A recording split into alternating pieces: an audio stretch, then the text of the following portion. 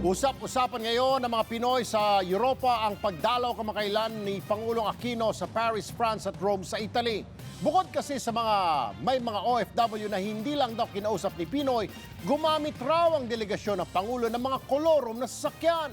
Narito po ang aming eksklusibong report. Inabangan ng maraming Pinoy ang pagdating ni Pangulong Aquino sa Paris, France para sa pagpupulong ukol sa climate change. Sinundan pa ito ng pagkikipagkita niya kay Pope Francis sa Roma. Pero ayon sa ilang OFW doon, usap-usapan na may irregularidad sa ginamit ng mga sasakyan ng delegasyon ni Pinoy. Mga koloro po, galing dito sa Italia. Hindi nila alam kung magkano at ilan ang nirentahang van para sa delegasyon ng Pangulo. Pero ang sigurado raw nila, wala raw lahat ang mga itong tatak ng NCC o ang sticker para sa mga lehitimong buwibiyay sa Rome, Italy. Nung araw na yun, sir, hindi sila pwedeng huliin dahil mga diplomats yung at saka yung party ng presidente yung yung nakasakay.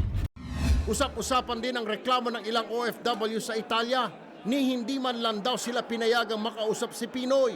Ang siste, pagkatapos daw ng kanyang speech at photo op, agad na rin itong umalis kaya wala man lang daw silang pagkakataon na magtanong. Invited kami as audience nung araw na yon para makinig lang. Nanghihinayang ang ilan na malayo pa ang pinanggalingan para lang makausap si Pinoy. Yung iba nag-aeroplano, nag-absent sa trabaho.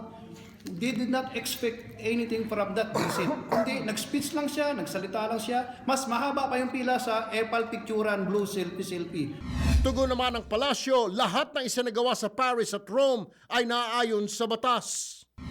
Hindi maiwasang ikumpara ng mga Pilipino dito sa Rome, Italia, ang administrasyon ni Aquino sa pamahalaan ni dating Pangulong Arroyo.